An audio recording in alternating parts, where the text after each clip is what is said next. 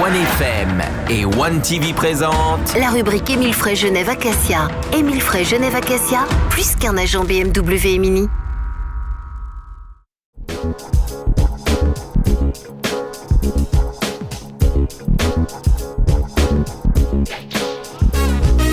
Bienvenue dans la rubrique Émile Frey Genève Acacia, comme tous les jeudis soirs. On va parler automobile, on laisse un peu l'aviation de côté, ça c'était la semaine dernière avec les sensations fortes.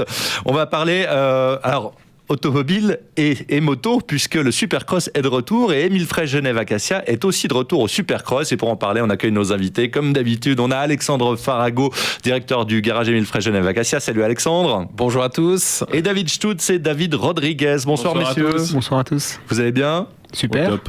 Les représentants Mini BMW, mais là on va parler effectivement un petit peu moto pour commencer, parce que là c'est la grande nouvelle, ce retour d'Émile Frey Genève Acacia au Supercross. Alors tout à fait, donc on a été présent pendant de nombreuses années, on a soutenu le SX Geneva, et puis on a quitté à un moment donné pour différentes raisons, et là on est de nouveau de retour avec Palexpo. Ce qui fait d'autant plus plaisir, c'est qu'on soutient un événement local qui a un grand succès local, et en même temps on est présent avec la marque Mini. Et pourquoi Mini ? Parce que la marque Mini reste quand même une marque à sensation, et puis une marque très fun, et le Supercross est un événement assez représentatif en fait de la marque Mini. Vous nous parlez du duel Émile Frey Genève Acacia. Oui, alors c'est pas quand les deux David vont se battre, non, on se calme par rapport à ça. Clémence et une auditrice sur une moto. Alors ça on peut organiser pour un petit backflip, en fait tout est faisable de nos jours, pour Clémence étant donné qu'elle a fait de l'aviation, donc Et d'autant que maintenant le backflip ils le font à deux, Des Absolument. fois des pilotes prennent des spectateurs à l'arrière de la moto pour le backflip. Alors voilà, Clémence n'a plus qu'à s'y préparer, donc voilà. Donc on a fait un premier test avec l'aviation, c'est bon.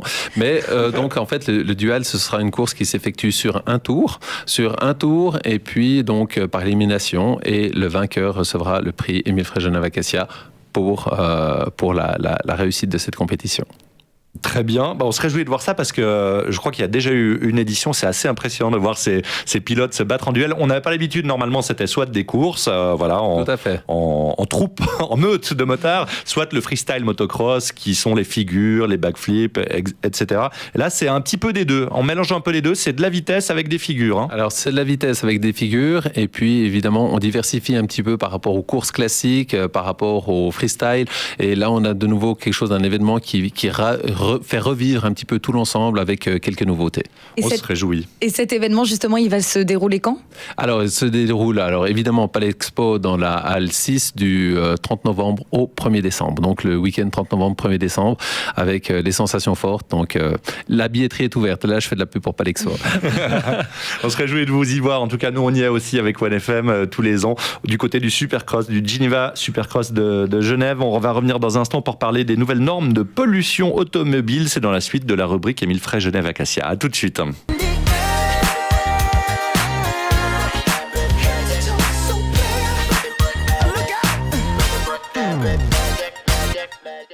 De retour dans la rubrique Émile Frey Genève Acacia. Alors on va parler maintenant des nouvelles normes de pollution qui seront un peu plus proches de la réalité par rapport à celles qui étaient en vigueur depuis une trentaine d'années. Je crois, Alexandre, tu m'arrêtes si je me trompe. Alors absolument, donc on parle de nouvelles normes qui sont entrées en vigueur à partir du 1er septembre. On appelle ça les nouvelles normes WLTP. Et puis en fait on est beaucoup plus proche de la réalité. C'est plus forcément un test qui avait 30 ans d'âge, c'est un petit peu hors actualité. Tous les gens disaient on consomme plus que le test.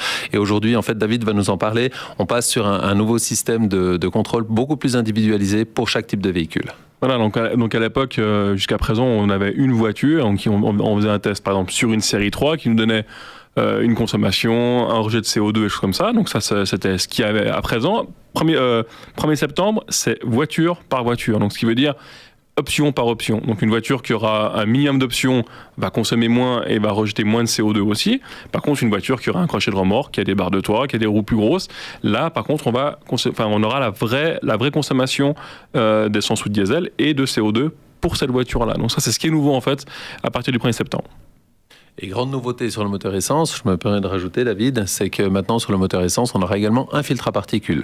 Donc précédemment, on l'avait surtout sur le moteur diesel, mais on s'aperçoit également que les moteurs essence rejettent des particules. Et là, en fait, tous les constructeurs ont été l'obligation de rajouter donc le fameux filtre à particules. Les deux types de véhicules rejettent effectivement des particules. Ce ne sont pas les mêmes, en gros, mais les véhicules essence aussi polluent.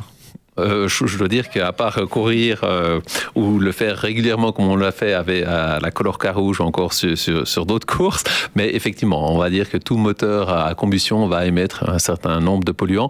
Toutefois, on va relativiser depuis maintenant une vingtaine d'années, donc ces polluants ont été divisés par 2 par toutes les nouvelles techniques qui ont été mises dans cette nouvelle motorisation.